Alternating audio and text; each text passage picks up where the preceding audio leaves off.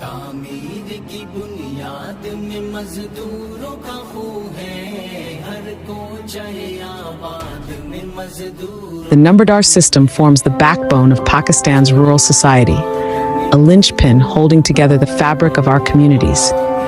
This time-honored tradition, entrenched in our soil for centuries, safeguards geographical, ideological, and economic boundaries that shape the nation. However, a tale of decline and disruption unfurls. Intricate plots weaken the Nambardar system, escalating issues for the common man. Efforts were made to sever the link between the ordinary citizen and the power holders, creating a chasm that echoed with silent pleas for justice. But like the phoenix, the Nambardar rights will rise from the ashes. The son of a Nambardar will reclaim his ancestral right, taking up the mantle from his forefathers. Land will be provided to each Nambardar as per the law, restoring the system to its former glory. The Nambardar will again become an integral part of the system, a pillar of strength and stability.